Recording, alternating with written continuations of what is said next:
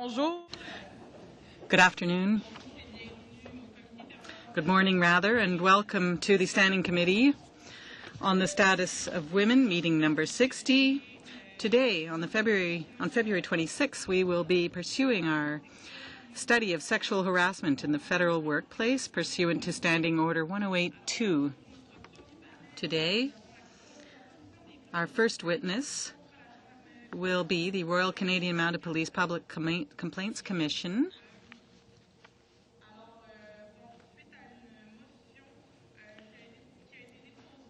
There was a motion tabled on the 7th of February 2013. I need someone to move a motion so that we can hear from the witnesses, the three witnesses. Notwithstanding the motion adopted on Thursday, February 7, 2013, the committee heard the testimony of more than 2 representatives from the Royal Canadian Mounted Police Public Complaints Commission in relation to the study of sexual harassment in the federal workplace. Thank you.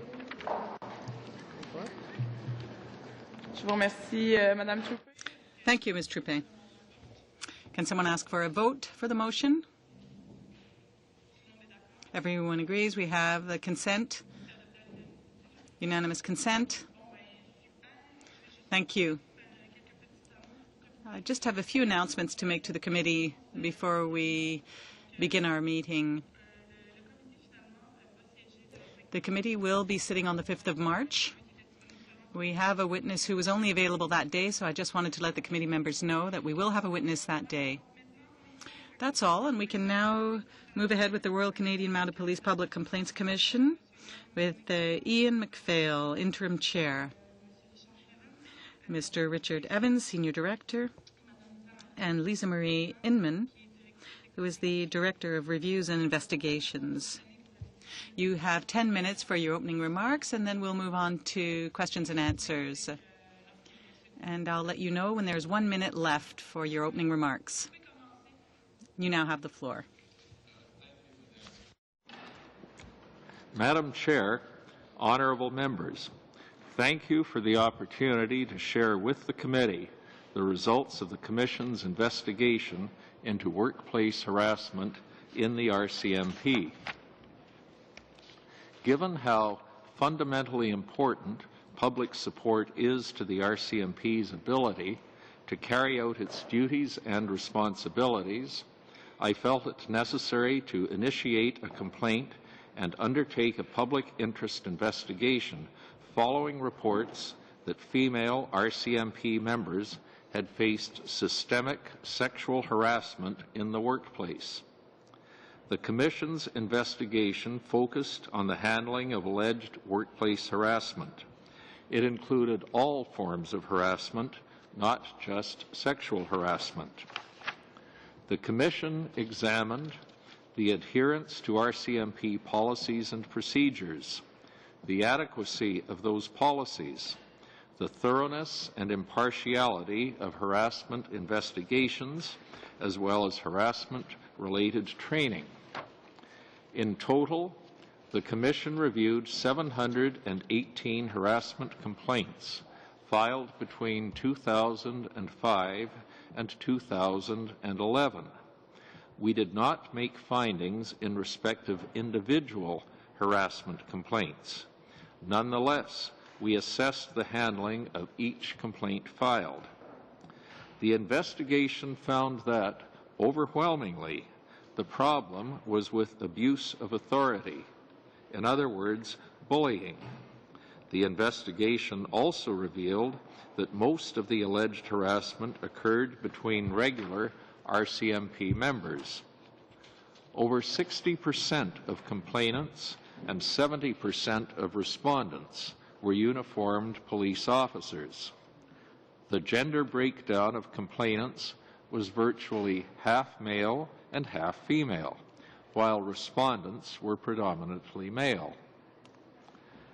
The Commission's review also found that most of the harassment complaints were dealt with in accordance with the RCMP's harassment policy. However, that policy was capable of being interpreted in a number of ways, which resulted in it being inconsistently applied. In undertaking this review, the Commission was cognizant that the formal complaint files we received from the RCMP may not reflect all instances of harassment, as some people may be reluctant to file a formal complaint for various reasons. In an effort to address potential underreporting, as well as to elicit feedback, a call for public submissions was made.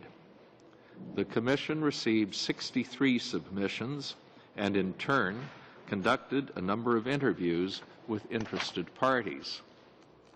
Although the empirical data presented to the Commission did not support the belief that the RCMP has a systemic issue with sexual harassment, there is no proof to the contrary.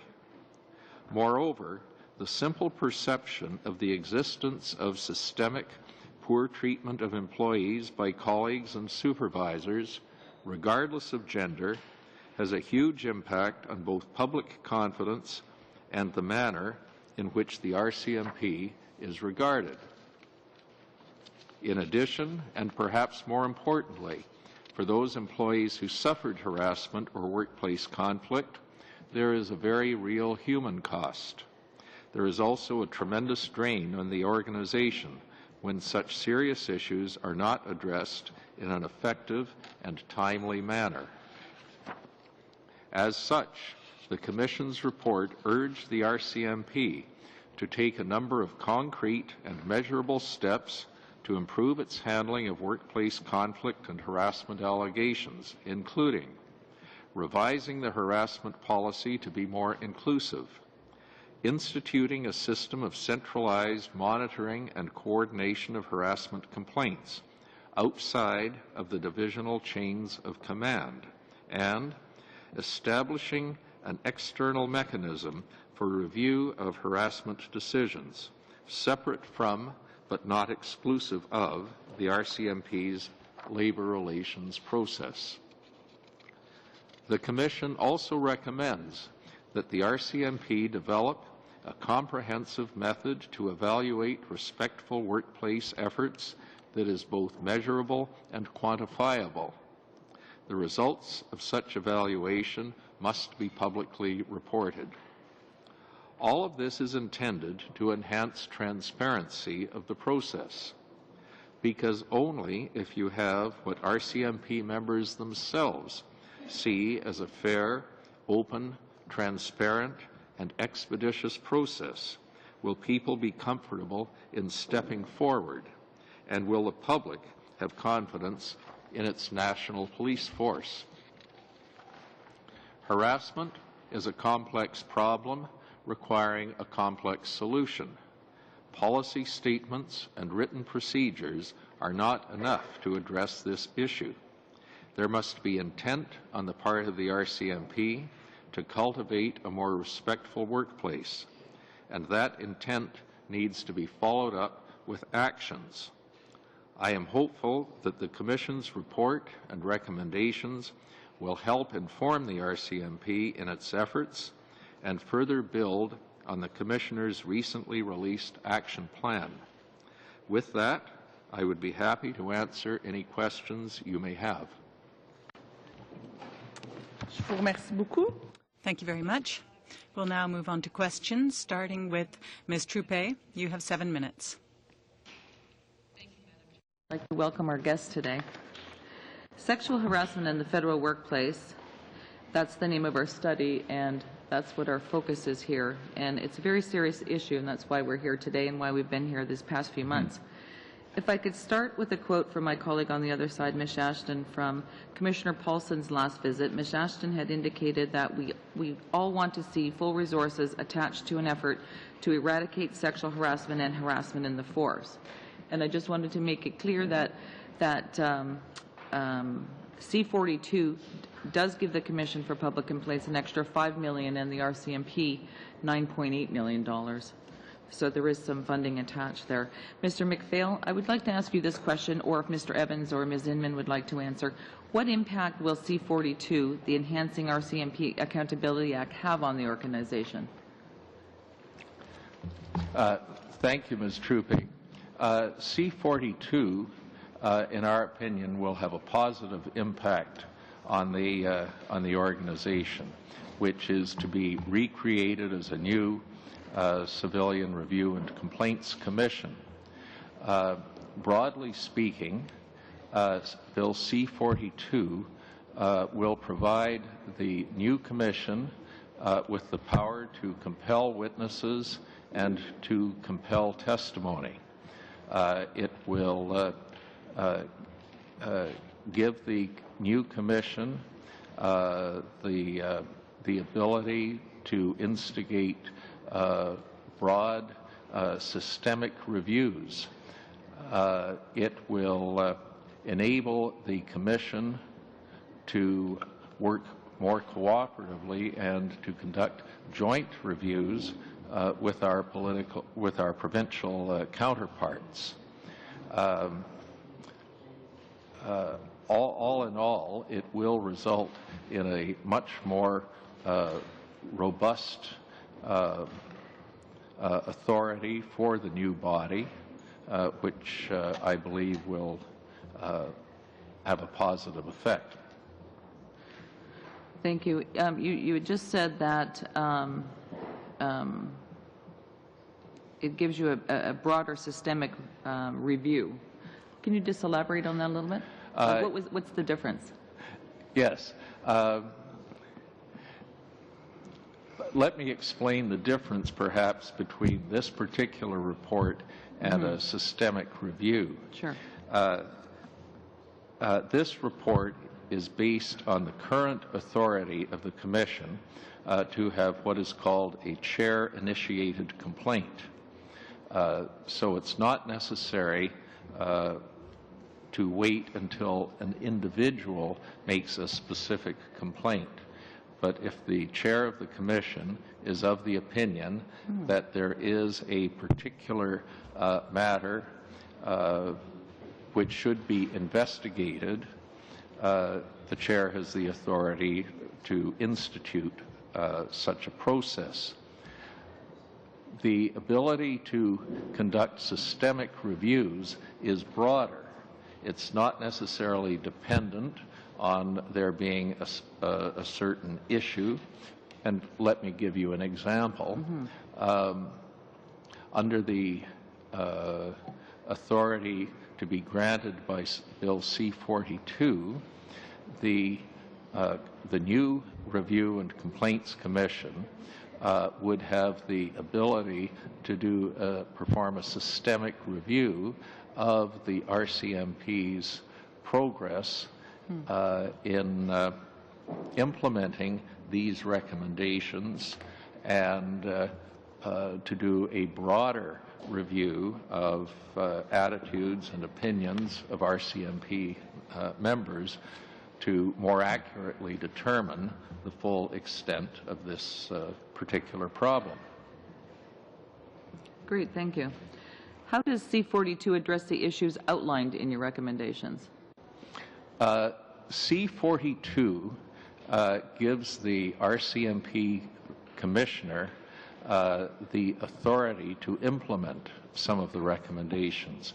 For example, one of the findings of the Commission in this report was that there's a multiplicity of processes in place at the present time. So, for example, in our review of the files, we found that complaint investigations took anywhere from 2 weeks to 4 years to be completed.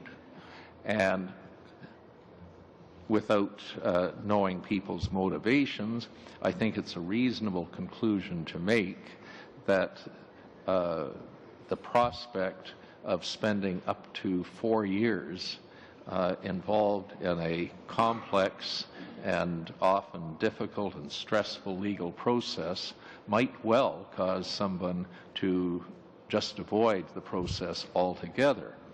Now, what C-42 does is give the Commissioner the authority to streamline this process. What the Commission has done has been to give the Commissioner a roadmap in terms of how to use these new powers, and it's then up to the Commissioner and the RCMP to implement them. Oh, that's very good. Thank you. So I have 1 minute left. You had mentioned that sexual harassment was not systemic. It did not support this, but I think you said there was no proof on the contrary, but it did not support that. How did you come to this conclusion? Can you, just sort of a very quick response on that? Very simply, of the files that we reviewed, a full 90% dealt with abuse of authority or bullying. Only 4% dealt with sexual harassment. Now, we also made the point that there are three broad areas. One is the complaint files themselves. That's what we reviewed. There are complaints made which result in informal resolution. At this time, there's no record kept of the results of those cases, and we recommend that that be done. The third instance would be problems or complaints that aren't made for whatever reason, the underreporting that I referred to in my opening remarks, and my belief that it's necessary to have the kind of fair, open, and transparent process that I referred to, so that I'm going to have to interrupt you, Mr. McPhail, because we've already gone well beyond our time. I apologize. I'm sure you'll have an opportunity to continue in another question. Ms. Ashton, you have the floor now for 7 minutes. Today, I'm wondering, in the report that you released, it was mentioned that only 4% of the complaints came from women and were related to sexual harassment. On the other hand, we know that more than 200 women have started a class action lawsuit on sexual harassment in the RCMP. I'm wondering how you can explain that discrepancy. Well, very simply, of the 4%, that's what we found from the 718 files that we reviewed. Now, very specifically, with respect to the class action lawsuit, we extended an invitation to the representative plaintiff in that lawsuit because we hoped to meet with her.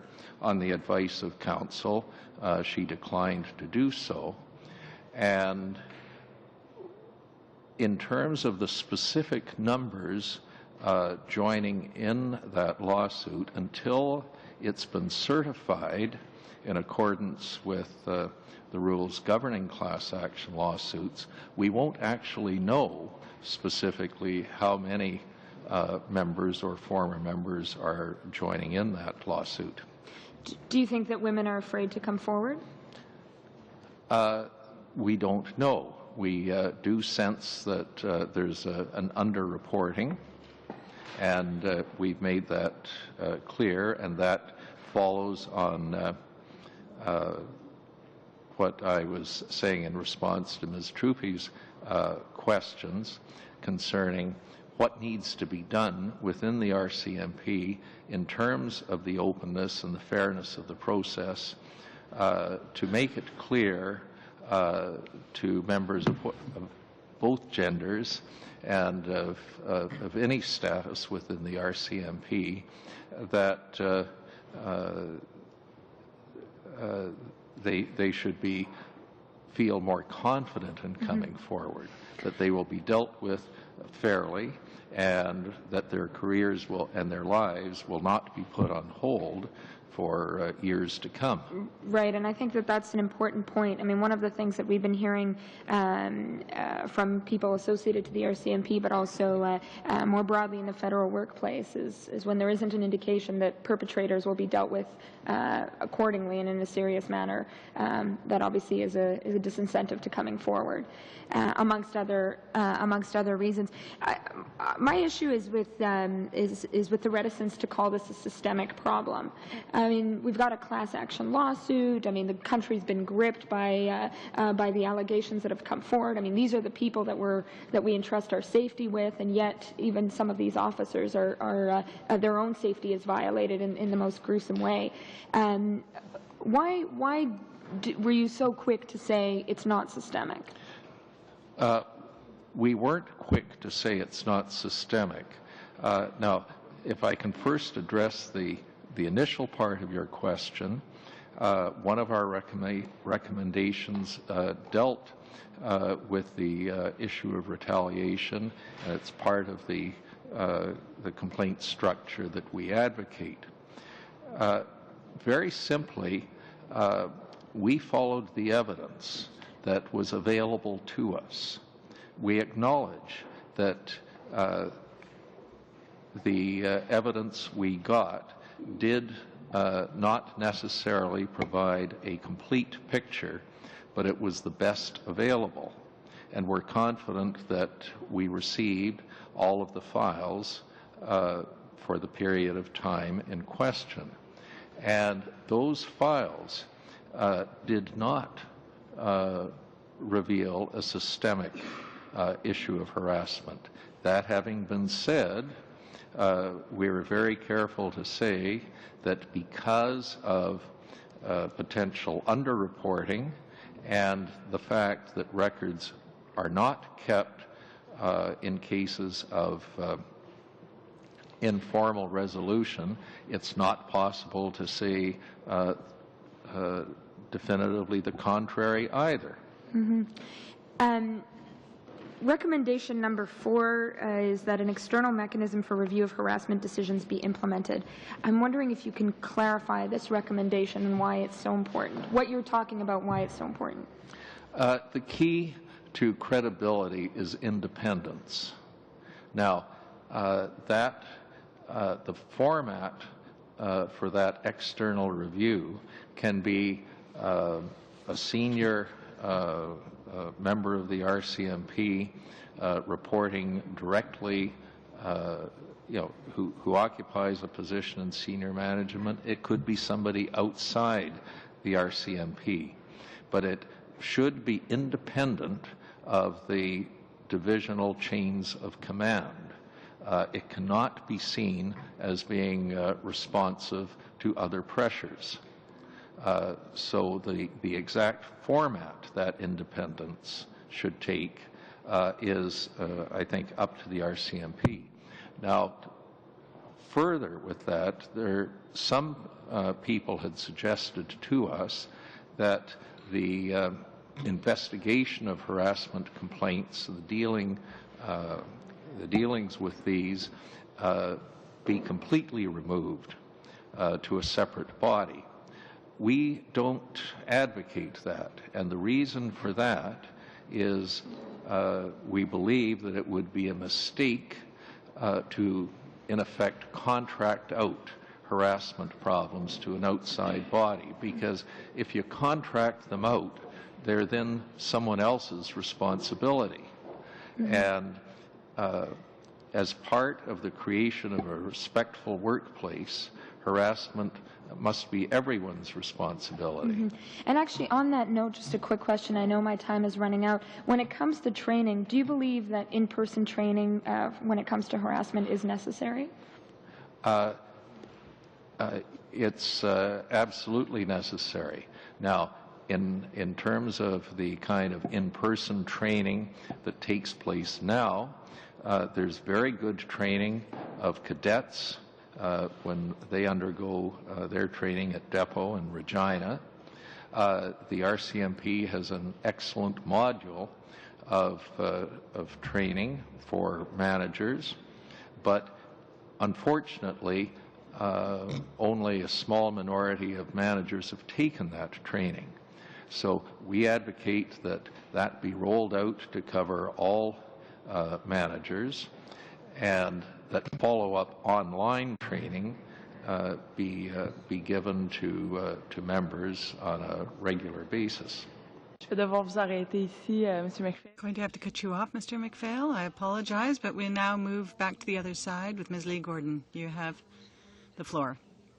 Time to be with us. As you can verily understand that with all this work and study that we are doing, it is very important to all of us that all the public servants be free to face the daily and expected challenges of a day's work without harassment and without fear of a mistreatment by colleagues and co-workers or supervisors.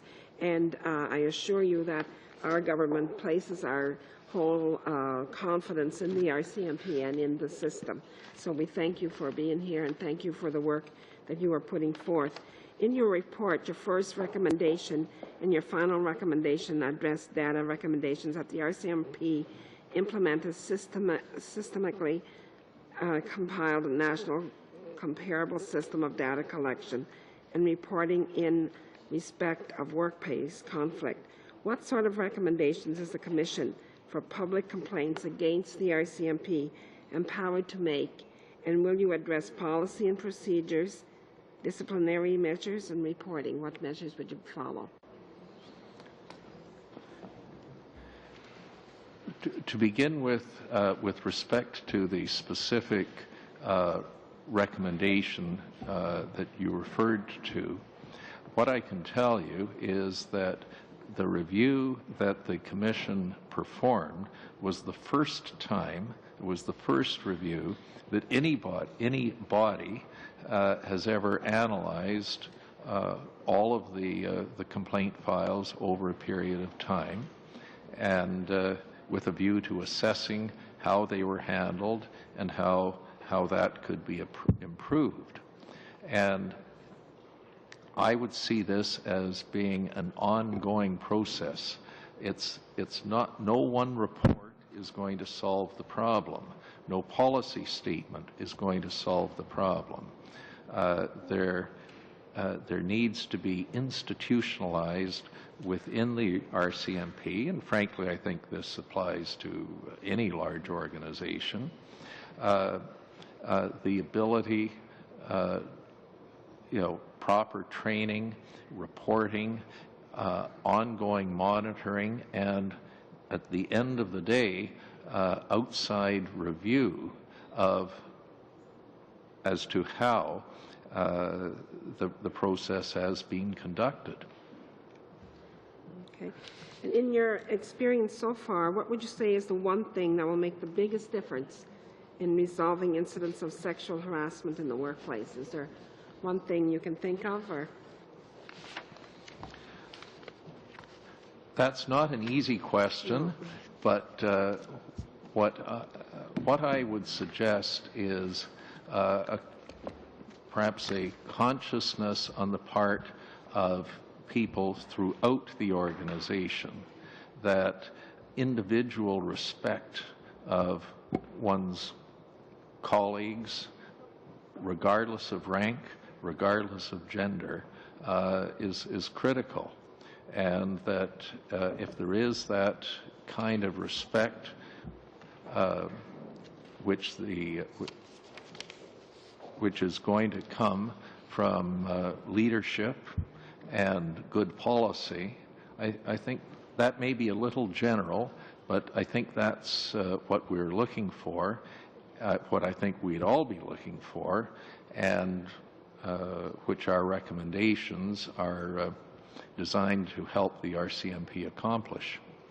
Yes, and I can assure you that that's what we probably have heard a lot with the other departments, that it's leadership and expectation and things like that that really makes a difference in the workplace and how people handle themselves with one another and their co-workers. So I'm also wondering, you mentioned about training. What is the expectations? Is it on a yearly basis? Is it just for when new staff arrive, or how does the training take place in this department? Well, there are different types of training. There's training of the investigators themselves, and you might think with a police force of thousands of trained investigators, why is added training necessary? And that's because harassment of whatever type is different both in its fundamental nature to a criminal investigation. Now, harassment can, of course, become criminal, but RCMP members are trained in performing criminal investigations, and that involves gathering evidence in preparation for the lodging of a criminal charge.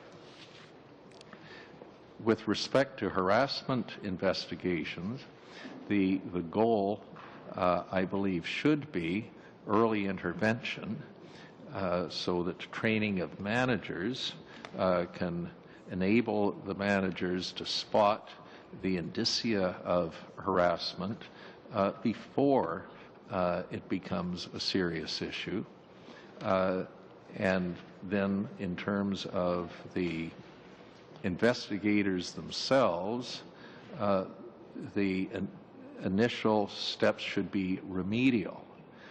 Only in the cases where that doesn't work would you then presumably move on to formal disciplinary hearings.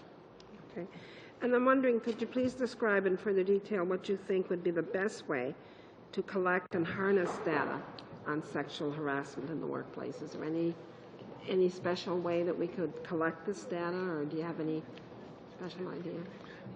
The data Very quickly. Sorry? Very quickly. Very quickly. The data is there in but it's in the divisions. It's not accessible to the commissioner and to the leadership of the RCMP. Nothing. Ça va? Parfait. Thank you. We'll now move on to Ms. Groh. You have the floor for 7 minutes. And welcome, Mr. McPhail. I'm really pleased that you accepted our invitation to be here today. And I thank you, most importantly, for taking the initiative on your own to go ahead and do that investigation without being asked. Can you keep your answers as short as possible, because 7 minutes disappears very quickly. Your mandate, when was it last reviewed? There has not been a formal review of the mandate since the Commission was established in the 1980s. In the 1980s. So would you suggest it might be time to have another look at your mandate, given some of the issues that we have heard over the last several years? Absolutely. And I believe that Bill C-42 is the culmination of that process. The issues around C-42 all depend on the Commissioner and his desire as to how thorough that is and effective that is.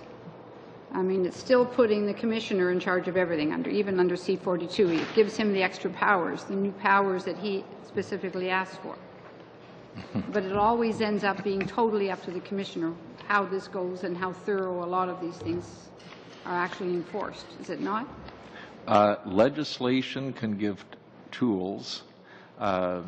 Organizations such as the CPC can provide guidance, roadmaps, and recommendations.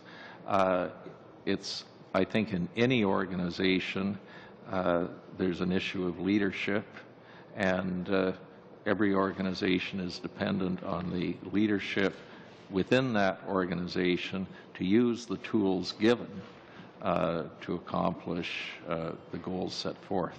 But in effect, we still have the fox in charge of the hen house, to put it as bluntly as I could put it. And of course, we only want ultimately full support of our leadership, but it does put everything back at the head of the RCMP as to how successful this is.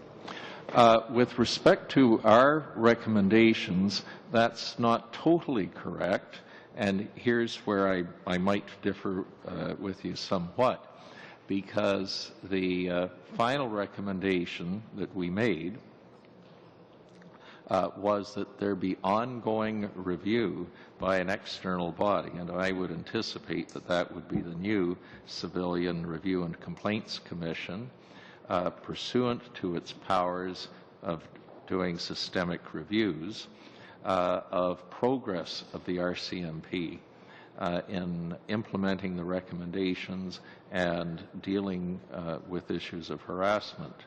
And you see, I would agree with you that there needs to be appropriate checks and balances. And in my opinion, the new Review and Complaints Commission could provide that check and balance. How do we know that? How are we going to ensure that that happens? So I guess we're always back to checking the one who's checking the other one and checking the one after that. Well, there's no question that policy is often dependent on the individuals involved. And at the end of the day, I think it's up to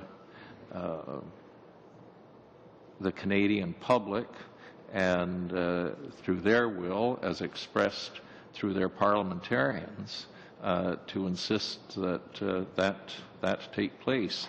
I would see what this committee is doing today as part of the checks and balances in the system. When you talk about the independent commission that you referred to, yes. What do you classify as independent? I would classify as independent the ability of the Commission to perform its mandated function, subject always to requests from the Minister or from others to perform certain functions, but to be able to perform its functions without interference.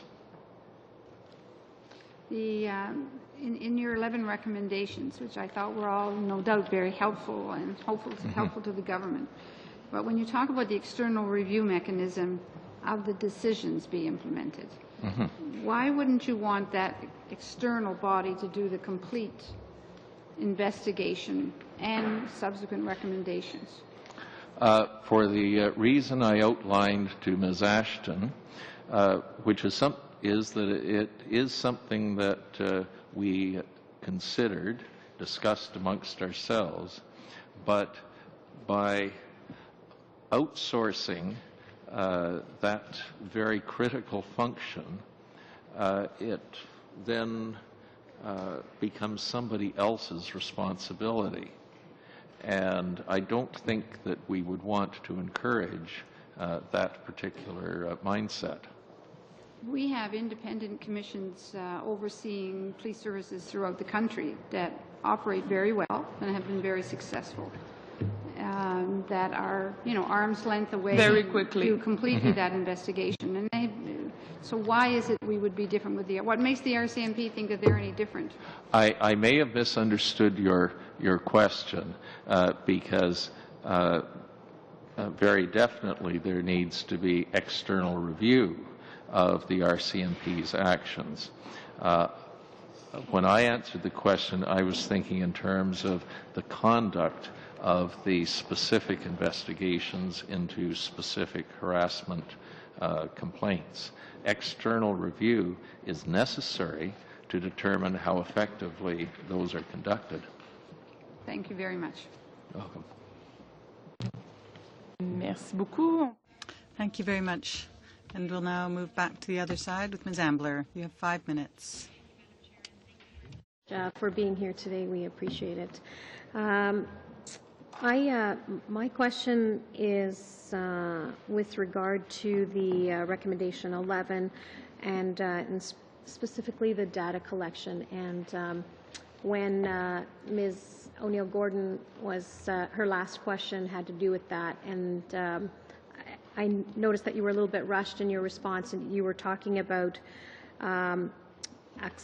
accessibility and how important it was to be to find out for the public to be able to access the findings of any of the data that is collected.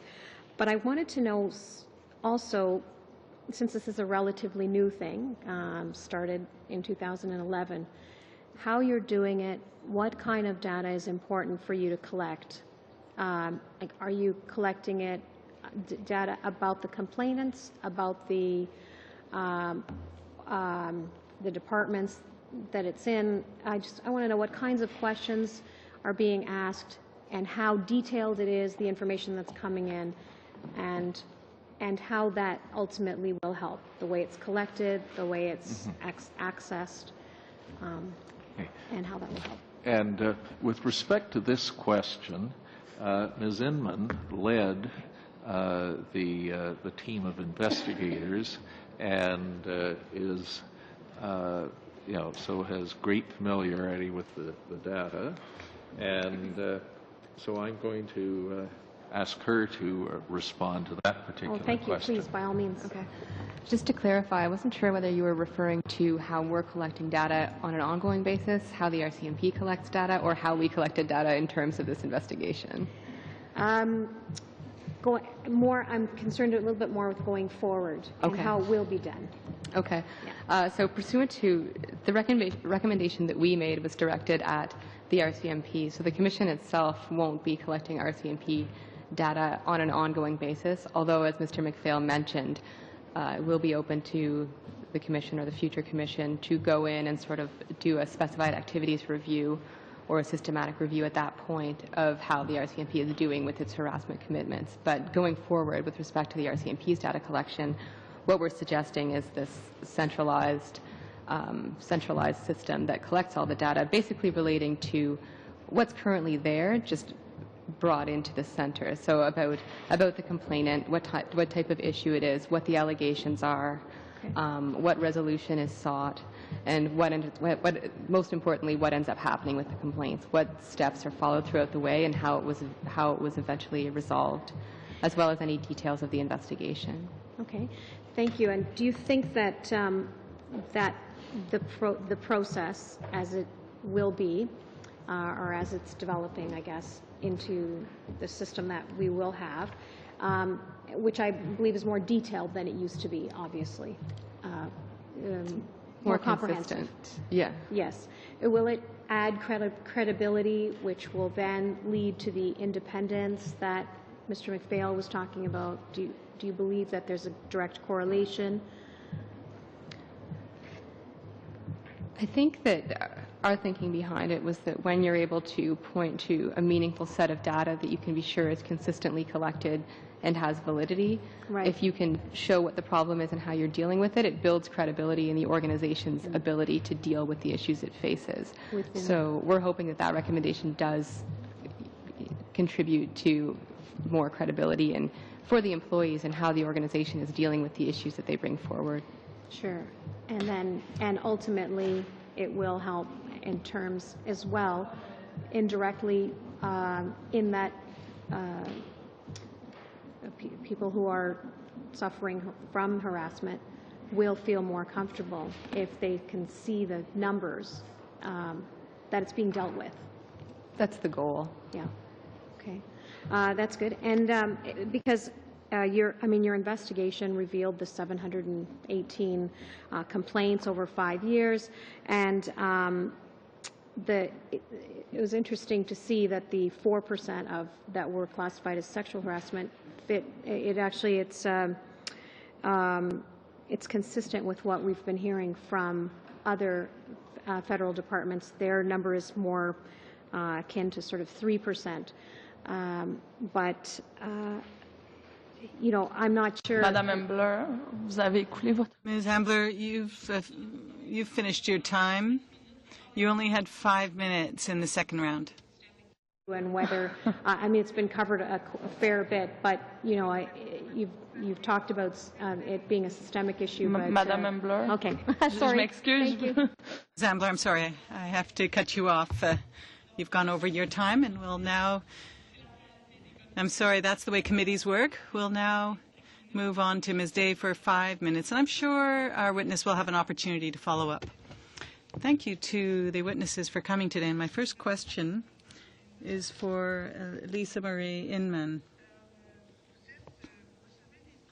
You're the one who receives complaints. You're the Director of Reviews and Investigations. And we listened to Mr. Paulson at another committee, and Mr. Paulson doesn't necessarily believe that women are afraid of filing complaints. I'd like to have your opinion, Ms. Inman, because you're the one responsible for receiving complaints. Can you tell me if women are afraid of coming forward with complaints? If they come into contact with you, are they afraid of going forward with their complaints? Thank you for the question. I don't actually receive complaints. I'm the Director of Review, so I'm in charge of complaint reviews if people are dissatisfied with the first resolution of their complaint by the RCMP. As far as your question about whether or not women are afraid to come forward, and tell me if I'm misphrasing, but whether or not women are afraid to come forward to report harassment, while it's anecdotally come up, and I'd say it's likely true, there was no way in our investigation to say what the exact extent of that was. We had made a public submission process in the hopes that people would come forward with their stories if that is what they had experienced. The public submissions that we received didn't actually go to that at all. But so as a result, because of what we acknowledge is likely underreporting, that's why we made the recommendations that we did, in hopes that by making the system a bit more credible and a bit more robust and having a mechanism to deal with complaints of retaliation, that in that way more women or men, whoever might have suffered from harassment and is afraid to come forward, in hopes that those people would step up and be more comfortable in making their complaint. Je vous remercie. Monsieur McPhail. Thank you. Mr. McPhail, what percentage of complaints deal with sexual harassment? Out of the 718 cases, and 44% were laid by women. Now, you also raised the issue of abuse of authority, and I believe that's illegal. So amongst the 44% that are not necessarily dealing with sexual harassment, could you tell us what it is about, or what are these cases dealing with? It may not actually be sexual harassment, but it may be linked to sexual harassment. If you look at the definition of sexual harassment, because the definition is quite limited. A number of good points raised here, and one of the things that we did discover in our review as to how other bodies define sexual harassment and harassment in general, that there's a variety of definitions. One of our recommendations in the report was that the RCMP adopt a more specific definition of harassment to give greater guidance, because the current definition, which is more general, results in inconsistent application. But to get back to the specific numbers that we discovered, very briefly, approximately 90% of the files which we reviewed related to abuse of authority or bullying of one sort or another. 4% dealt specifically with cases of sexual harassment. Could there be an overlap between those areas? Certainly, but that's what the actual files told us. que j'ai le temps de 20 faire ça secondes. rapide? Alors, About 20 seconds. You don't seem to share the same opinions as Mr.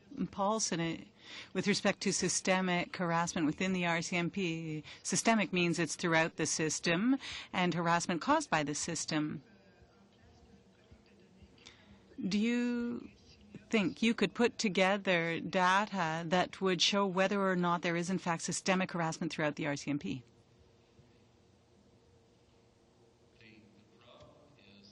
The data is incomplete.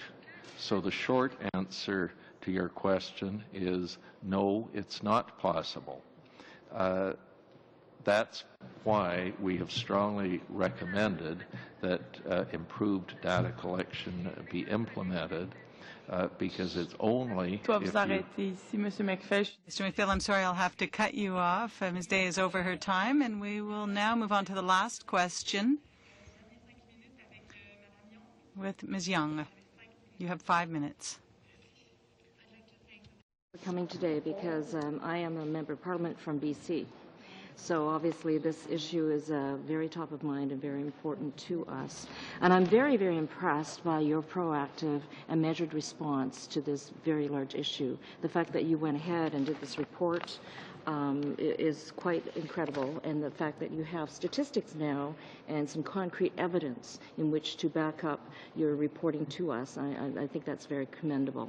I wanted to quote your conclusion, and you say in your report here that the RCMP bears a responsibility to foster public trust to the extent possible.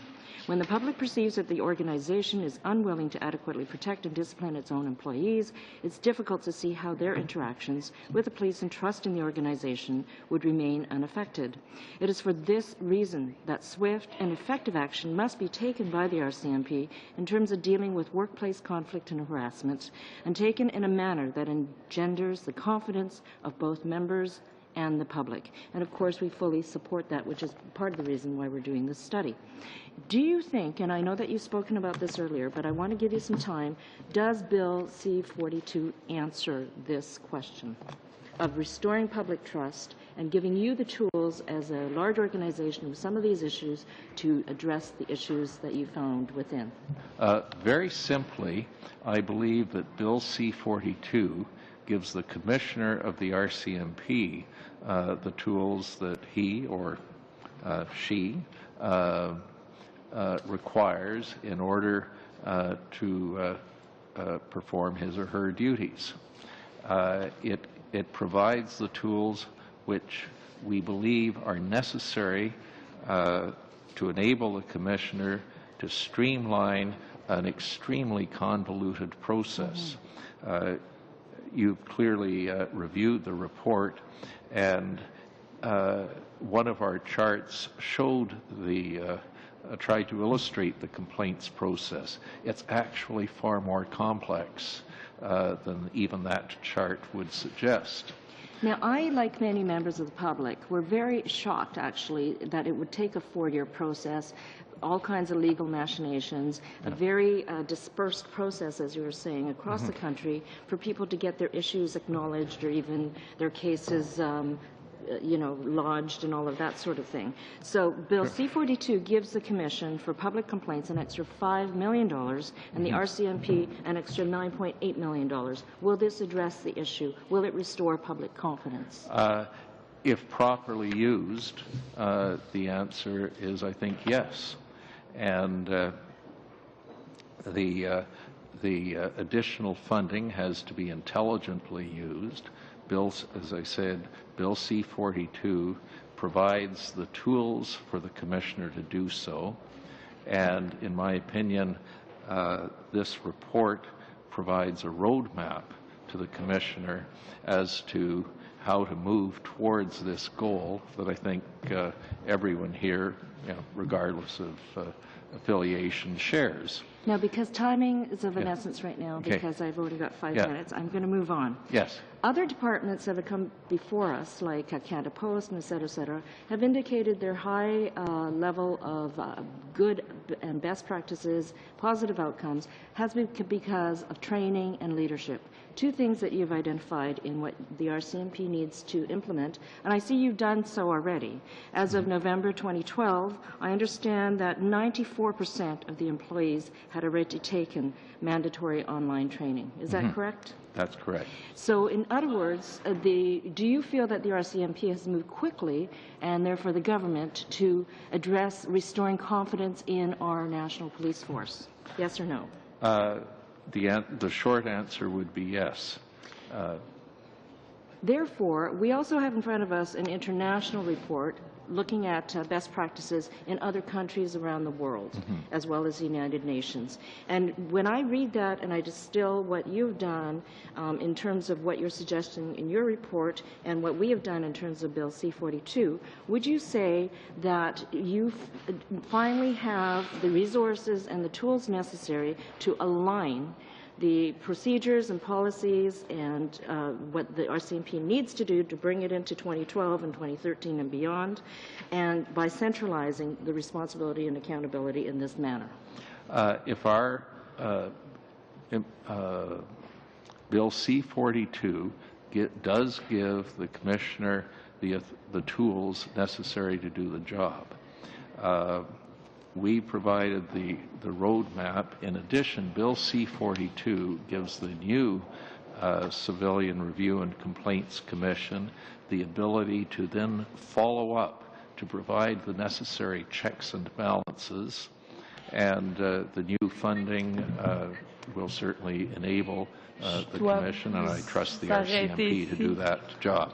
Je suis désolée, c'est pour ça. I'm sorry. Sometimes when I do give you a warning that there's 1 minute left, it's supposed to help you out to wrap up in time. We have 2 minutes left, so Ms. Freeman, you really have 2 minutes only before we change our witness panel. Thank you very much, Madam Chairman. So given that I only have 2 minutes left, I think I'll go straight into the question. Mr. McPhail, one of the recommendations in your report says that the RCMP should implement a systematically compiled and nationally comparable system of data collection and reporting in respect of workplace conflict. So I'd like to know first, what stage is the RCMP at in implementing that recommendation? And second, can there be data collection that breaks out sexual harassment from other forms of harassment? I will be very specific.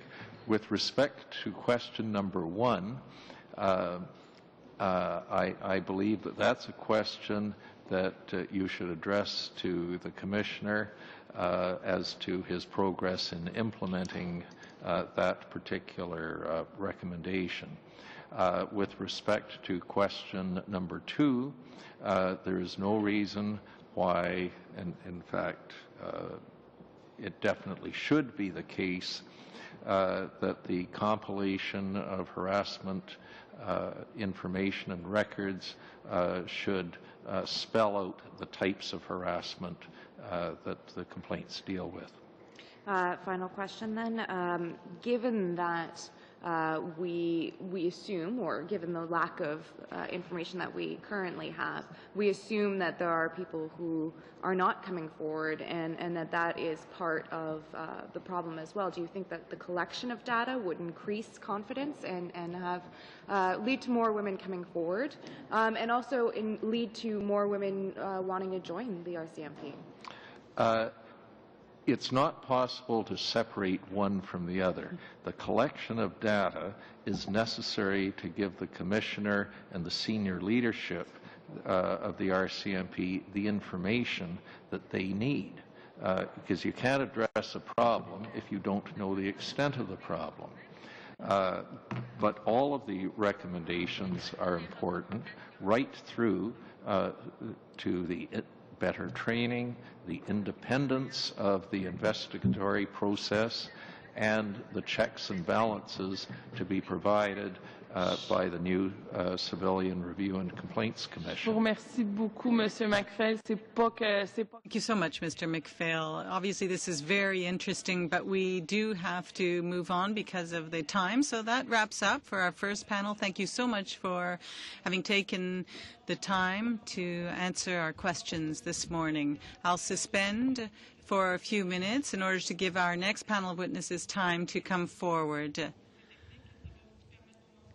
And the members, will also have time to get something to eat. Thank you.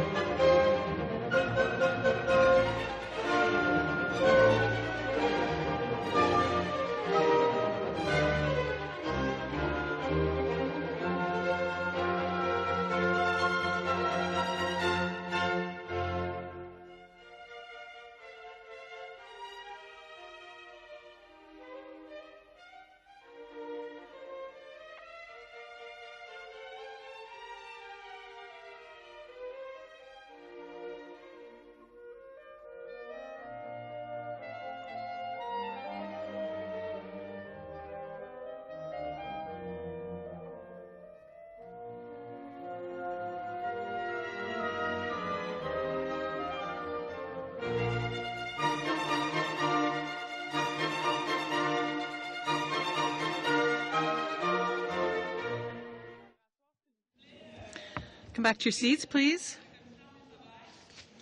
The sooner you come back, the more time we can spend with the Commissioner. Je pense qu'il y a juste Madame Freeman qui m'écoutait. I think only Ms. Freeman was listening to me. So, I'd like everyone, please, to come back to their seats. Good day again. Welcome to our meeting number 60. And without any further delay, I'd like to introduce Mr. Bob Paulson, who is appearing for the second time before our committee since I've been chairing it. Mr. Paulson is here as Commissioner on behalf of the Royal Canadian Mounted Police. And I believe, Mr. Paulson, you're used to appearing before the committee, so you know that you have 10 minutes for your opening remarks and that then we'll move on to questions. You have the floor. Thank you very much, Madam Chair, and thank you, committee members, for inviting me here today. Earlier this morning, I appeared before your colleagues at the Public Safety and National Security Committee, where I spoke of the CPC's recently released report on harassment within the RCMP and what I'm doing about it. I raised and we discussed our action plan entitled Gender and Respect, in which I have tremendous confidence. I believe this plan will help me address issues relating to both the culture and the composition of the RCMP. I'd be happy to discuss these things further with you. One of the action items in our plan calls for the ramping up of the intake of females in the force to 50% within 2 years, so that we can reach 30% level of female police officers by 2025. L'un des points de notre plan. As I said, one of the action items in our plan calls for the ramping up of the intake of females in the force to 50% within 2 years, so that we can reach a 30% level of female police officers by 2025. Reactions to this goal. People say there aren't that many women interested in policing and that I'm setting myself for failure. I disagree. I have challenged my recruiting personnel to bring some innovation to our recruiting strategies, and I've challenged our senior leaders and human resource personnel to develop our workplace such that it is respectful of the people who make up the team regardless of gender. Policing in today's reality is frankly as challenging and as rewarding a career that there is in Canada right now. It is not for everybody, that's true, which is not to say that it's a man's domain. It is a profession that is in dire need of smart, honest, community-minded, compassionate, resilient, and persistent people. The RCMP is making progress in bringing about positive change, but there is a lot to do. La GRC réalise des progrès. Again, the RCMP is making progress in bringing about positive change, but there is a lot to do. Safe in their homes and their communities, and there's not a day that goes by where I'm not amazed and inspired by the work our men and women do to deliver on this mission for all Canadians. I look forward to our discussions today, and I'd be pleased to take your questions. I'd be happy to answer any of your questions. Thank you very much, Mr. Paulson, and we will start right away with Ms. Crockett. You have 7 minutes. Being here, and I'm very impressed with the RCMP's testimony today. One of the things that we heard just earlier was basically the size of this issue. Now, our government does take sexual harassment in the workplace very seriously, and I just it's important that we lock in where the issues lie so that we can move forward, make sure that we're moving forward in the right way. So we have heard that, that sexual harassment is about 4% of the overall abuse complaints, which is pretty consistent with what we've been hearing, 3 to 4% here. Is that your understanding as well? I think yes, it is, Madam Chair. The 4% number of the files reviewed by the CPC. I think our number, when we did the overall review, I don't take issue with 4%. It's in the area of 4%, yes. Okay, so that's about 29 cases per year. Now, there was some discussion about whether that was, there were some people that were not coming forward. Are you, but then I think that Ms. Imam suggested that that wasn't the case when they opened it up to people. Are you confident in the system that we are getting sexual harassment fully reported? You know, I'd have to say a qualified no to that. I know that it is a very difficult issue to unpack in the workplace. I think we've done a lot of work towards reassuring folks that the process and the response, the organizational response, won't be an impediment to having people come forward. But sometimes there's other inhibitors that may restrict people, just the embarrassment perhaps, or other drivers. So while I'm confident that we do not have a situation where people need to fear coming forward, I don't think I can say unequivocally that people who are affected are all coming forward. Okay. So you talked about the process and the response. So can you describe the findings of the gender-based analysis and the action plan that was released with regard to the process? And are people familiar with the process? Do you think the process is a good one?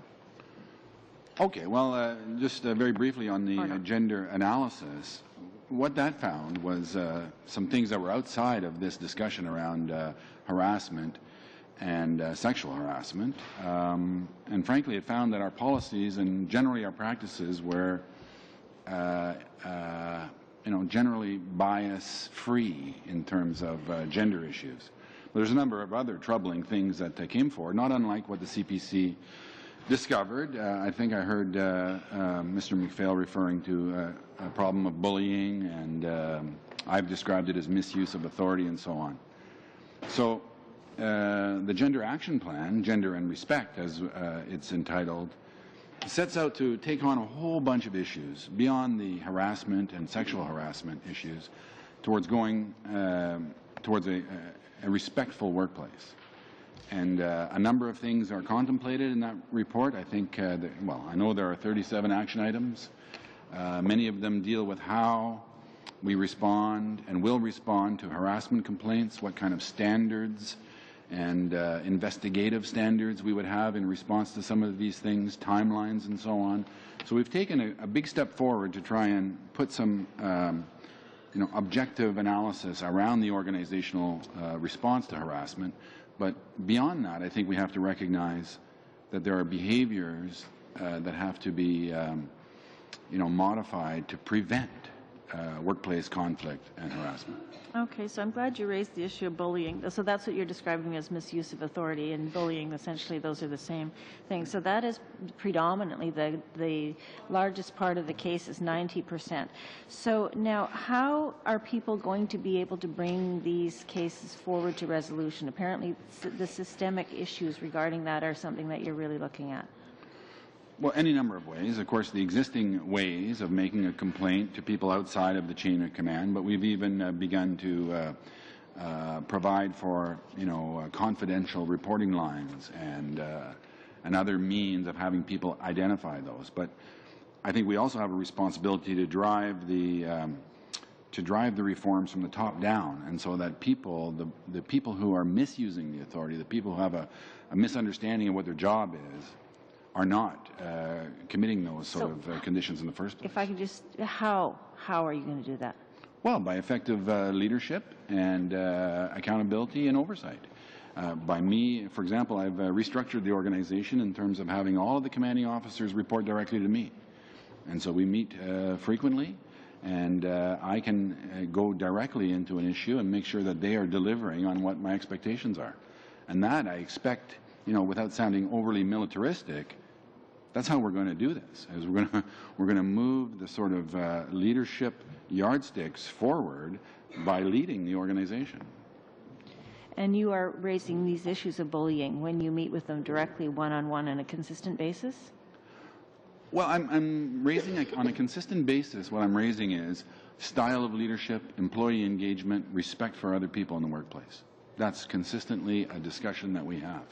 I don't discuss bullying per se every time, but we're focused on making sure that the organization is benefiting from modern leadership approaches to running a big organization like we have. And just moving to a larger number of women in the RCMP with your recruitment targets, do you think that is, are you doing an appropriate thing to make sure that people are ready to accept that degree of women if you have that kind of a take-up? That is a fairly significant change. Yeah, I think so. I think that there's more work to be done, and we are looking at, changing our HR practices to not to accommodate, but to, I suppose, react to that changing reality. Transfers, job sharing, a number of strategies that we already have, but providing for a modern workplace. Okay, and just lastly, if I have, what are some of the attributes that females bring to RCMPing? RCMPing. That's a new verb. RCMP verb. Well, I'll tell you, you know, the value of having women in a police role is that you take the interaction with the citizen away from the force dynamic, and you put it in the behavior, thoughtful dynamic. And it is quite a powerful force to be reckoned with. And we have this sort of traditional notion that we're wrestling people and jumping on people and putting handcuffs on people. But, you know, that the woman's view of the world, you know, is a much more powerful, persuasive force than just an arm around the neck. So, and they represent half the... Mr. Paulson, I'm sorry, I'll have to cut you off, but Ms. Crockett's time is up. I just wanted to apologize. Earlier on, I said you had 1 minute left, but actually, I thought we were on a 5-minute round, but I did leave you all your time. I just want to apologize for having misled you earlier when you actually had 3 minutes left. But now we're going to move on to the other side with Ms. Ashton for 7 minutes. We're glad to have you here again, Commissioner Paulson. We just heard from Mr. McPhail that he stated that there is no systemic problem of harassment within the RCMP. You've stated in the past and many times you've referred to a cultural dysfunction. I think to a lot of people there's some parallel between these two concepts, and I'm wondering, if there is no systemic harassment crisis, as Mr. McPhail says, what is helping to contribute to the cultural dysfunction that you see? Madam Chair, I think that's right. I don't think that there is a systemic sexual harassment problem in the RCMP. You know, we can maybe debate words around what the problem is. I've described it as misuse of authority. Mr. McPhail refers to bullying. You know, other people may refer to it as harassment. What it is a you know, a deterioration of that sort of use of authority in our hierarchy. For I've often referred to it as you know, absent principle, absent analysis, absent evidence, do as I say because I'm the boss. Police officers are required to do their investigations individually and make important decisions. And so I think that's at odds with that sort of independence. Do you think that there's a gendered element here, though? I mean, there's systemic sexism that one can point to, and we've heard from others in other areas that when you have men in an overwhelming number of decision-making positions, you end up having an imbalance that can create an environment where not just harassment, but that full spectrum of sexist behavior can take place. I mean, when you talk about the abuse of authority, I mean, shouldn't we look at it with a gender lens? Well, I think we are looking at it from a gender lens. I don't know, though, that it is as broad and perhaps as deep-rooted as some would have us believe. You know, I think it's a problem. I think we're transitioning from you know, an older sort of paramilitary, male-dominated force to a new modern police force that is sort of gender free. So, you know, there are legacies. There's no question about it. I think that it continues to be male-dominated at the very senior ranks, and it's something that we're going to have to fix. Mm-hmm. And I think the gender-free statement poses problems, because when we're talking about the need to do a gender-based analysis, you need, I mean, as I know the RCMP has been involved with, is the gendered lens is important to assess where we're at today. But having said that, I did want to move on to another question. The recommendation by Mr. McPhail, number 4, that we talked on, spoke of an external review mechanism for harassment that would be independent. And I'm wondering, do you agree with the importance of that, and how do you see, I mean, Mr. McPhail said the key to credibility is independence. How do you see that recommendation coming into reality, and is that important to you?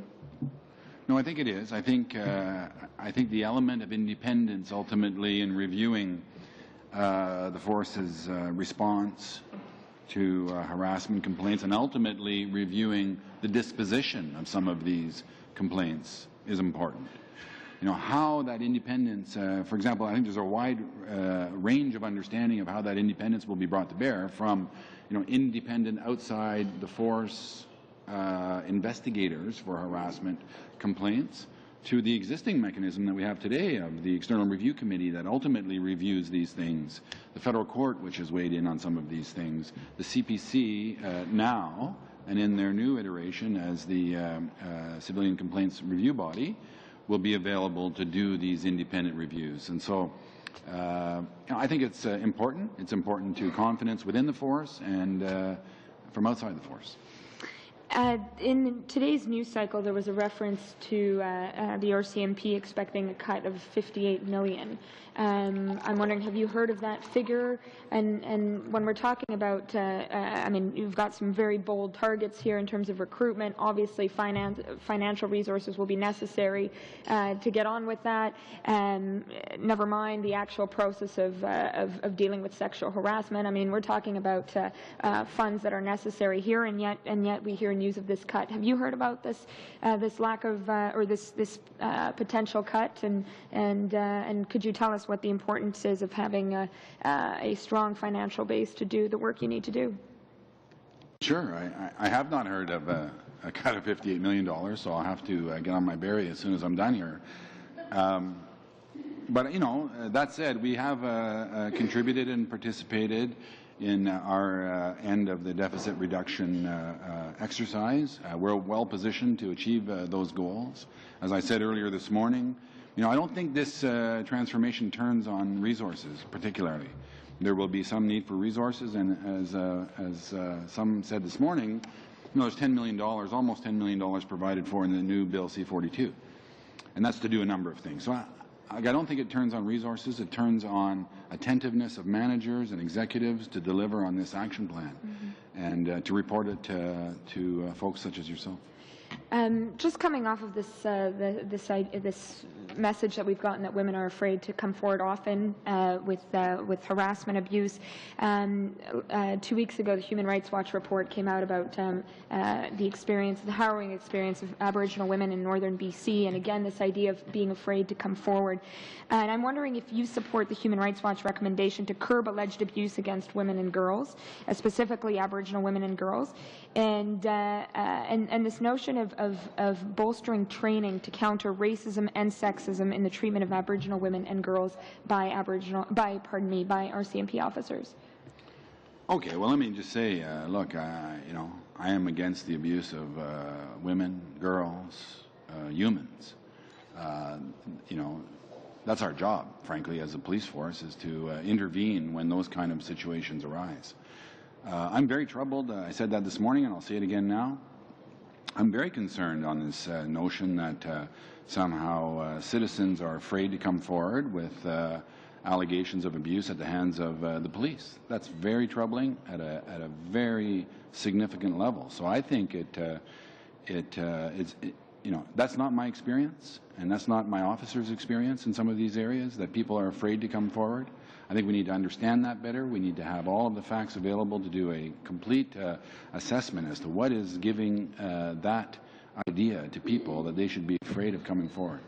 And in terms of training... Je vais devoir vous arrêter ici. Je suis désolée. I'm sorry, I'll have to cut you off because you've gone over your time. And we'll now move to Ms. Bateman for 7 minutes. 7 or 5? 7. Oh, well, thank you, Madam Chair. And thank you to the witness for coming today. Subject, and that's why we're here. I've got a number of things that I want to touch on, sir, and I just, first of all, on the resourcing, I want to commend the comment you made previously about this isn't a resourcing issue, and it's important enough that you would reallocate issues. the 15 million reduction is news to me too, because my understanding is we're giving 5 million to the Commission of Public Complaints and 9.8 million to you, sir, to use effectively. I also understand this morning in the Public Safety Committee, the NDP were very concerned about that investment of funds. So you know, you can't have the resources if you don't put them on the table, and we are trying with Bill C-42 to put them on the table for you. I'm grateful that you are modernizing and embracing a more comprehensive governance oversight strategy, because, as you very rightly point out, this is 50% of your clients. How are you going to use, very briefly, how is this 9 million going to be deployed? Is it on training? Is it on embracing? Because, and just briefly, you did, like you've already implemented in BC some training and investigators training. So give a few examples of how this 9.8 million is going to be used proactively and preventatively. Madam Chair, for the question. So the 9.8 million goes to the implementation of Bill C-42. And, you know, the lion's share of that money will go to training and preparation of our NCOs. One of the themes of this new legislative scheme is to allow for conduct management at the lowest possible level at the earliest possible time. So in order to achieve that, we need to have our corporals and sergeants who have somehow stepped back a little bit from their responsibility to look after the people that they are in charge of.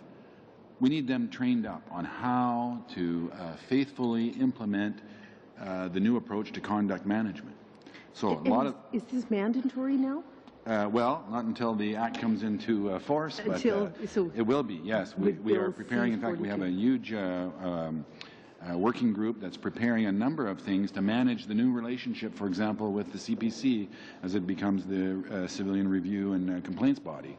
That's going to be able to walk into the organization and do sort of policy-based reviews on things that interest Canadians, yourselves, or themselves.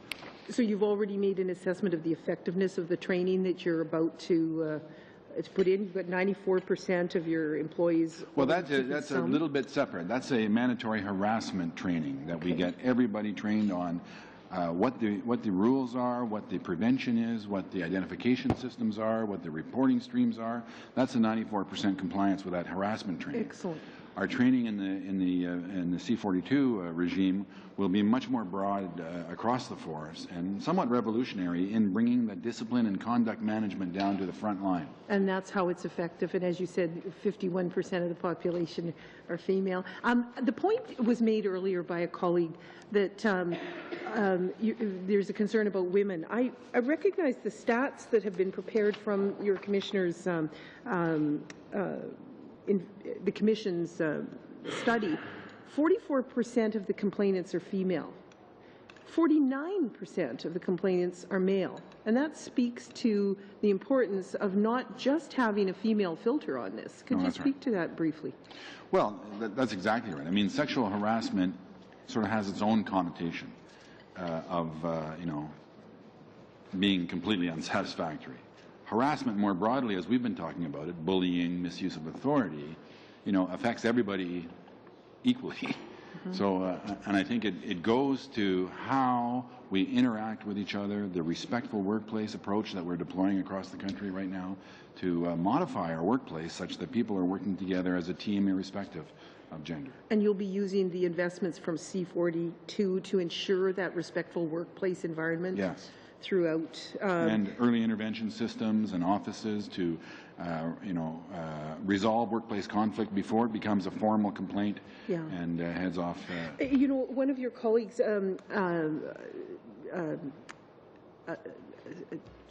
I forget her exact title, but Sharon Woodburn came and spoke to us, and she mentioned that she had confidence in the system. And I guess with the work you're doing with training investigators on harassment, training harassment advisors, training people how to conduct themselves in a respectful workplace, do you have projections in terms of, like, obviously you want everybody to feel comfortable and to trust the system.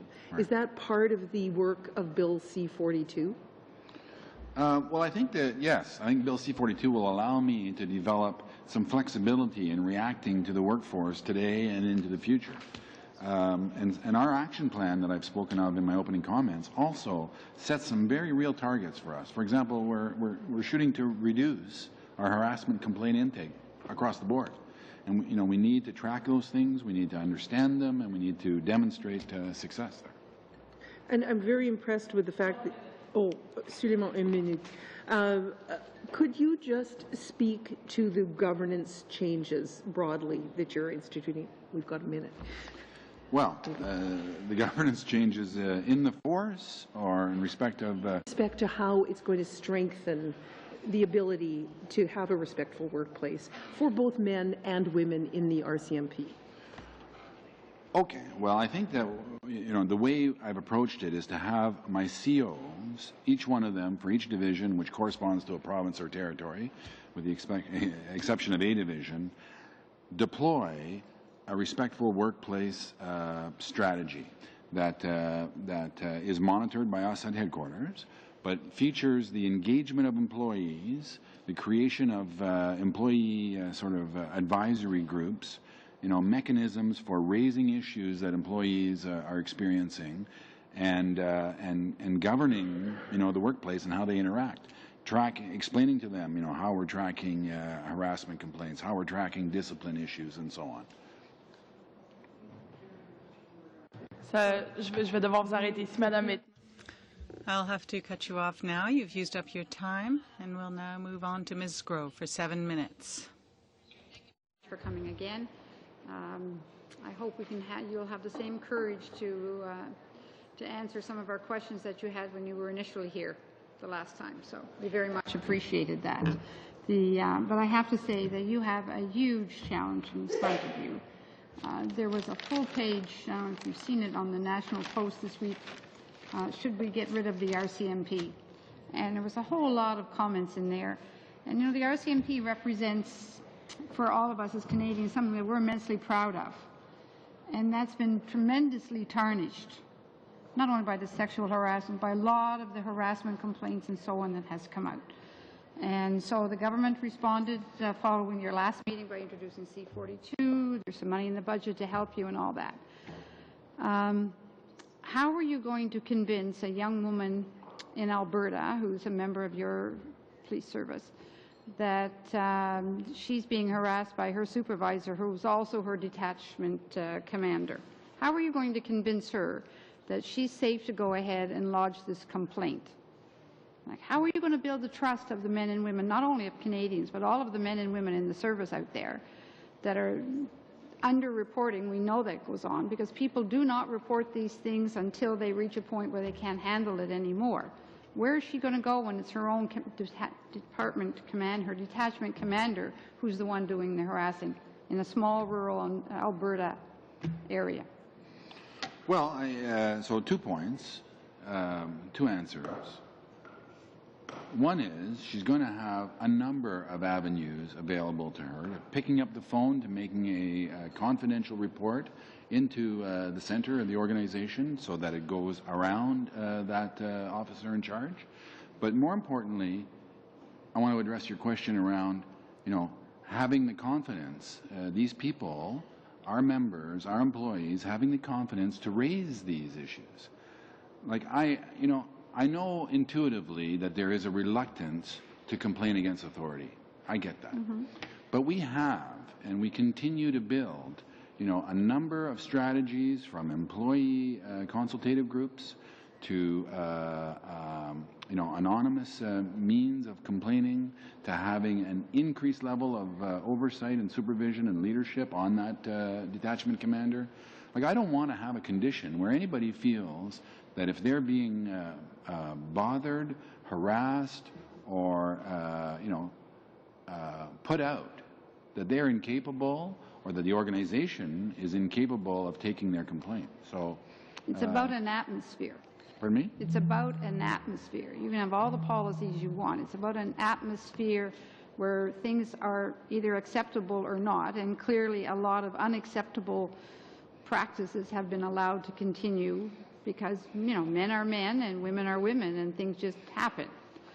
The question becomes, as we move forward, you appointed, right after this issue broke out, you appointed a female officer in senior command, and she subsequently retired right after. So she retired last April, and her job was to look into these issues and so on. Now, that's been a whole year almost, and there's been nobody put back into the position of looking in specifically to these issues. It doesn't send out a good message to people in the rank and file that you're serious about this. How do you answer that question? Well, I'm disappointed, Mr. Groh, that you would suggest that Lynn Carbonneau retired right after. Well, Lynn Carbonneau stood up, volunteered to take this on and to begin to lay the groundwork for all of the things that we're doing now. She is a first-rate officer, a great colleague, and she's done some important work. The suggestion that, you know, she retired right out, I had to persuade her to stick around. So I'm grateful to Lynn Carbonneau, and I'm grateful for the things that she helped us lead. I don't accept that people look at Lynn Carbonneau's departure as anything less than the culmination of a very successful career for one of the first women to join the RCMP. You got to remember that we're just coming to the end of one cycle of career, if lifetimes can be measured in career, for women in the force. And Lynn succeeded tremendously. So, you know, we're building... But she hasn't been replaced. Well, she has been replaced. Her job was replaced. Peter Henschel went into her job, and he's doing a fine job there. So, you know, if your point is we need more deputy commissioners on the senior executive committee, I agree with you, because I don't have any serving women as a deputy commissioner. I have two equivalents that are deputy commissioners, that are civilians and public servants, but I need sworn officers at the senior executive table. If that's your point, I'm on it.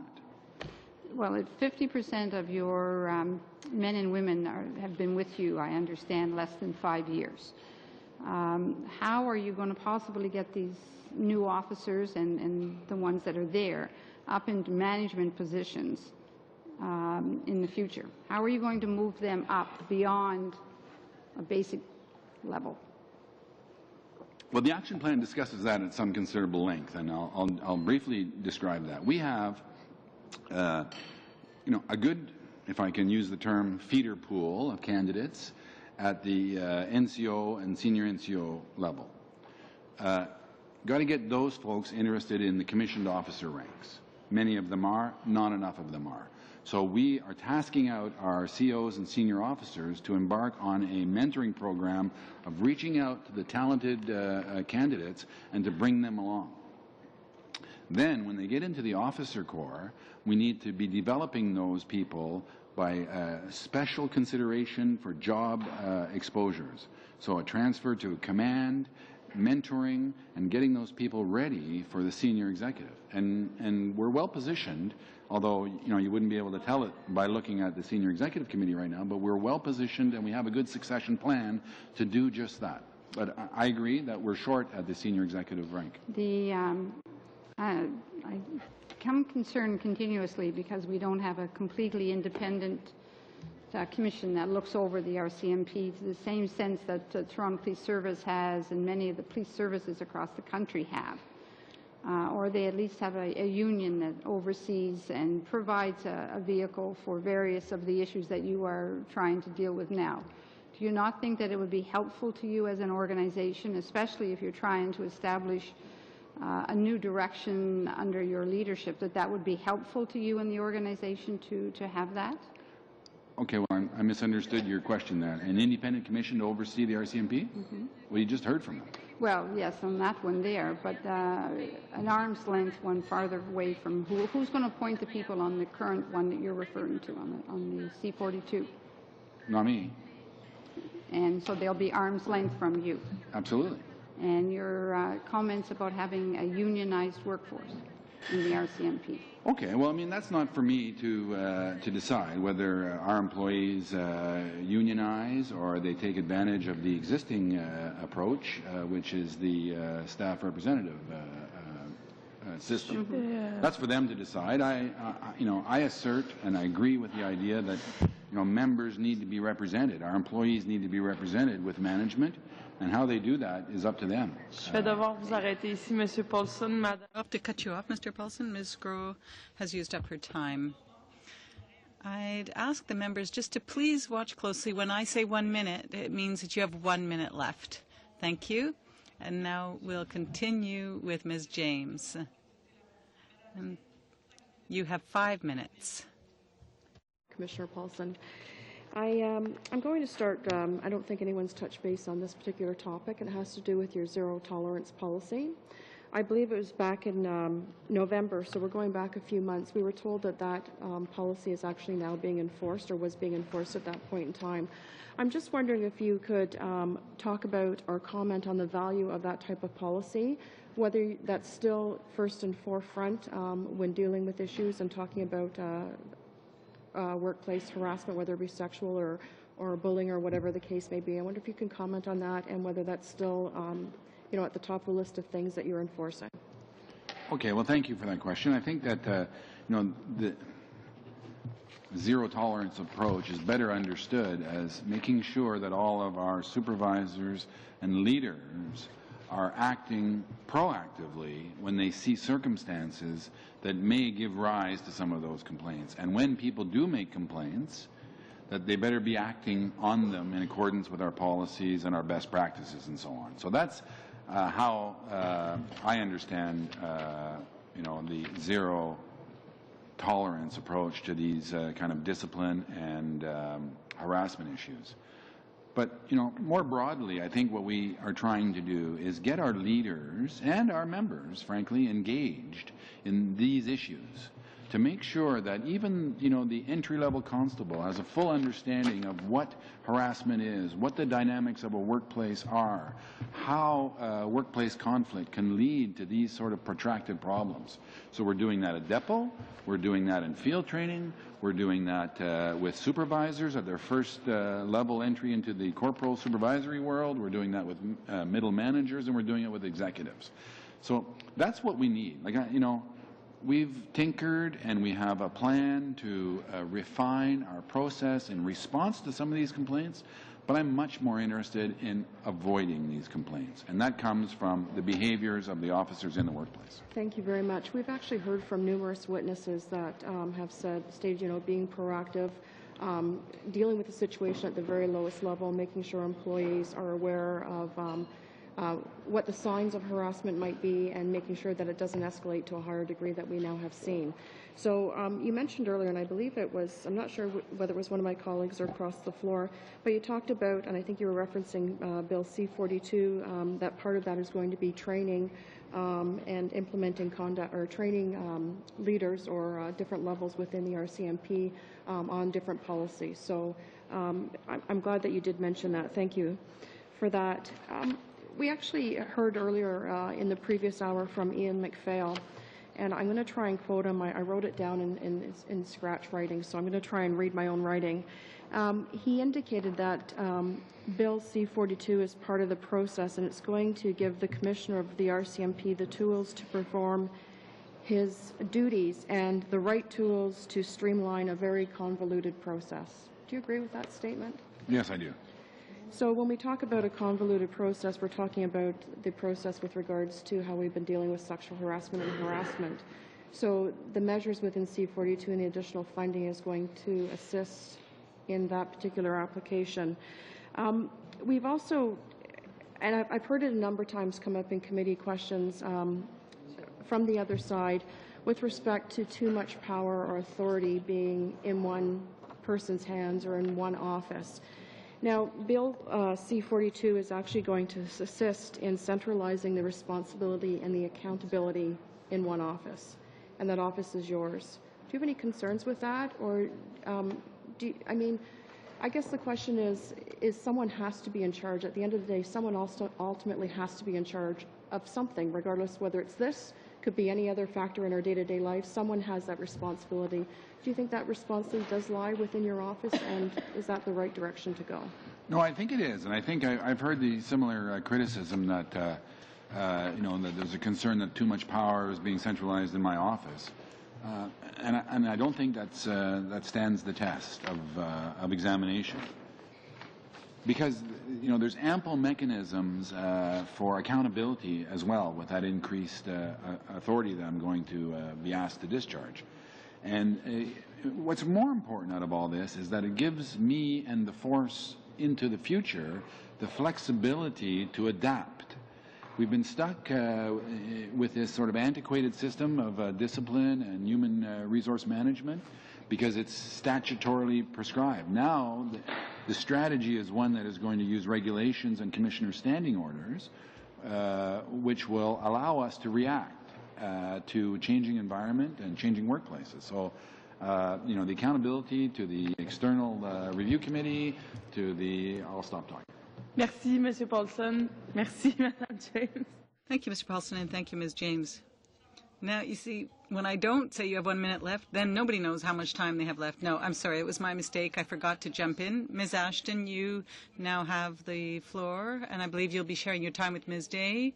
So you have 5 minutes to share. From my side, Commissioner, I'm guessing you realize that Bill C-42 doesn't actually make any reference to sexual harassment. So here we are talking about a piece of legislation that is meant to deal with it that doesn't actually say the problem. Do you feel like we're moving fast enough, whether it's the support from the mandating, I guess, from the Minister or the Parliament, or Parliament and the RCMP to curb sexual harassment in the RCMP? Yes, I think we do. Yes, we are. You know, the bill doesn't say anything either about police officer corruption or police officers doing burglaries or police officers assaulting people.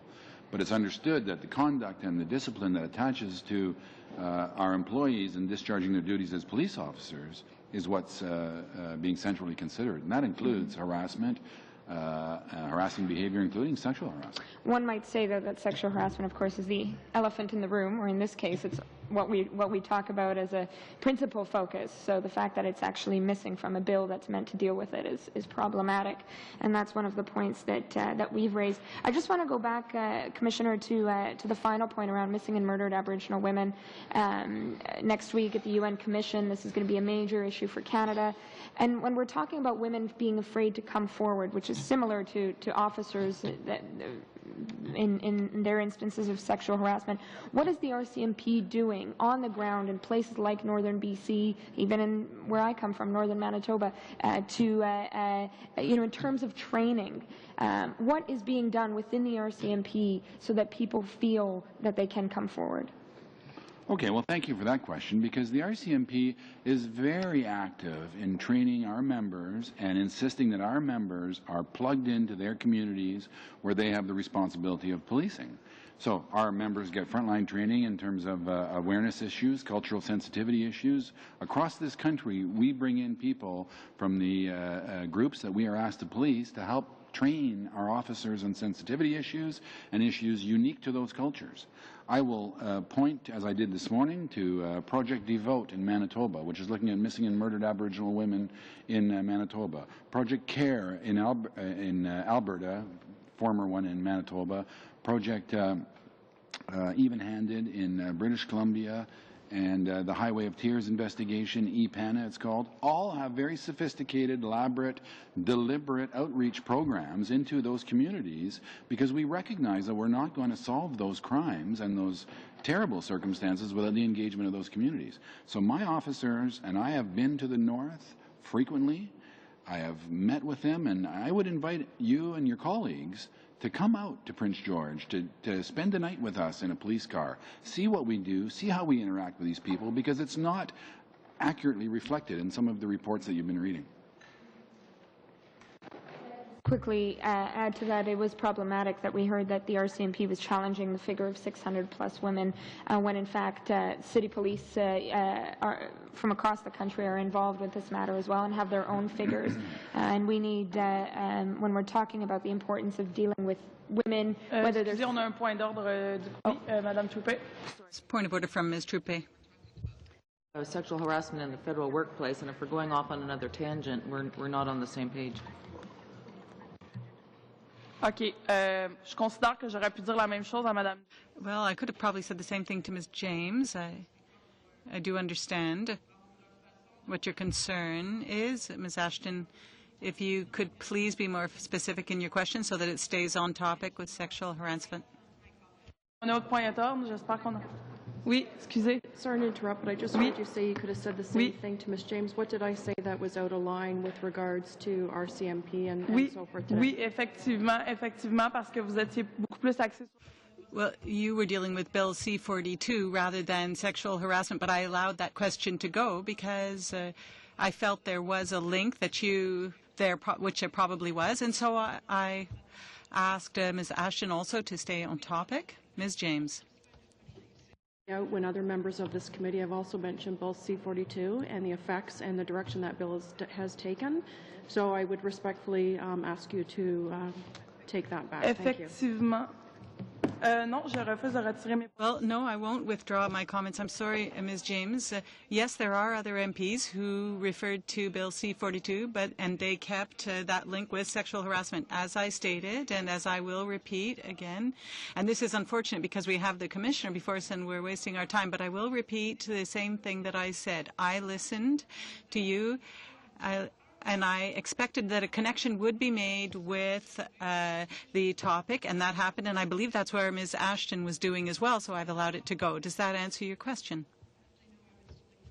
Comment, because I feel actually that you have singled me out of this committee for referencing a bill that has been spoken at this committee from other members. And I think that is completely inappropriate from the chair that is supposed to be neutral and unbiased. Thank you. Je suis effectivement très neutre et impartial. Well, I am neutral and unbiased, and I believe you've probably had an opportunity to see that for as long as I've been chair, since last March. And I've always tried to make sure that each party is treated fairly within this committee. So I do not accept that you challenge my credibility on issues such as this one. Ms. James, I'm sorry, but I will not withdraw my comments. I explained what I meant, and that's the way it stands. Now, I would like us to be able to allow Ms. Ashton to continue her line of questioning. Thank you. I'm going to put a brief question. I don't know how much time I exactly have left, but Mr. McPhail pointed out that in-person training was important in order to be able to prevent sexual harassment. So can you tell us about recommendation number 10 that deals with online training, and that about 94% of them would have completed online training? I have another question. I'd like to know, how can you make sure that this training has actually been done? How is it assessed? Is it for regular members and subordinates and officers and executives? And what happens if someone refuses to take on that training? Thank you for the question. Training is for everyone. All staff have to take it. Now, how is it assessed?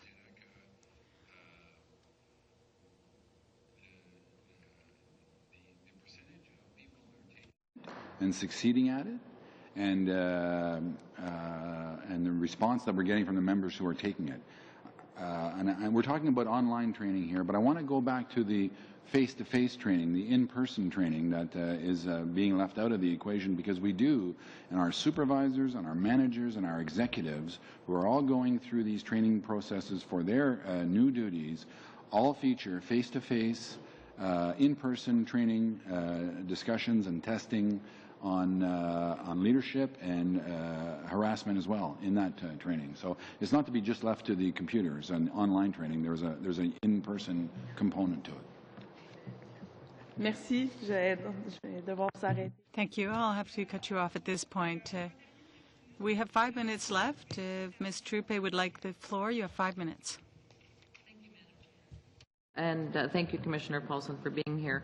My colleague earlier today, Madam Bateman, had been talking about the number of officers being trained to investigate harassment, and some are being trained as harassment advisors, and that's very important because it shows that there's multiple ways of resolving an issue. And I was wondering if you could just describe the harassment advisor a little more in detail, and maybe provide an update for the timeline of integrating them into the workplace. Okay, well, those are part of the sort of respectful workplace initiatives that the COs are delivering province by province by province. I know that in British Columbia, perhaps, which is where some people were referring to, there was a discussion of 100 additional investigators being trained. Those are investigators that have sort of substantive day jobs that, over and above their police responsibilities, are being asked and trained to address the harassment sort of backlog, as it were, in British Columbia. The harassment advisors are being brought into the workplace, and again, in some cases as full-time positions where the numbers of personnel support that, and in other cases as sort of part-time additional duties to their substantive duties. And so that will be, as we roll out the national or the sort of division-by-division respectful workplace program within the next few months, and I know that the timelines are in the action plan, we will be monitoring that and providing reports to folks on that. Great, thank you. So do you know how many have been trained so far? Like, is there a number, or? Well, I'm sure there is, and I'm okay. afraid I don't know. No, that's okay. We keep hearing that one of the major factors in preventing sexual harassment in the workplace is clear leadership. And during the last meeting we had with the RCMP, they mentioned that you had begun the Every Employee Engaged initiative, I think in July, to emphasize key points on leadership and respectful workplace. Can you update us on the status of that initiative? Well, thank you, Chair. That initiative was to satisfy myself that every employee of the organization was having these issues put before them in a way that the supervisor could satisfy by looking into the whites of their eyes and making sure that they're having that conversation and getting some feedback from them. So that has gone on, and and I'm satisfied that that has taken place across the country. And my Corps Sergeant Major, who is adopting a new sort of role and prominence in the organization with his warrant group, who are the sergeant majors across the force, are taking on the sort of follow-through of that initiative to make sure that new employees, as they come in, are sat down and met by supervisors, and specific issues relating to harassment, relating to job performance, relating to the mission, relating to respectful workplace, are all canvassed with them. So that's going very well. Have you noticed any changes in the supervisors or managers as a result of the discussions? I have. As I go across the country and I meet with supervisors, I have noticed that they're stepping up a little bit. Some of them have some reservations and are looking forward to some of the changes that will come forward with Bill C-42. But I have noticed a sort of a renewed attentiveness to supervisory and managerial duties. My colleague Cross was talking about the training, the online training, the mandatory online training, and 94% had taken this training. Have you noticed any effects from the training? Well, just a sort of broader awareness, and I don't know that that we needed the training to get the awareness of the issue. I think the issue is front and center in every Canadian's mind. But yeah, I have noticed an awareness and a sensitivity to the issues of the respectful workplace and how prevention is key, and discussing with supervisors, raising objections with supervisors, engaging with supervisors. You know, that's coming. Thanks. And just out of curiosity, so if 94% have had this training, what happens to the other 6? Is there a way to make sure the other 6 have? Well, I said, as I said this morning, you know, it's mandatory training, and I'm touting 94% as a success. It should be 100%. So yeah, we're trying to close that loop. But there's a number of reasons for that, and the reasons relate to our network and members getting online, and some guys and gals just having to get to it from some more remote spots. Great, thank you. Merci. Merci beaucoup, Madame Troupé. Thank you, and thank you, Ms. Troupé. That brings our meeting to an end. I'd like to thank you very much, Mr. Paulson, for having come to appear before this committee. And I'm sure that your points that you have raised will be very useful to us. So good afternoon to all. Thank you.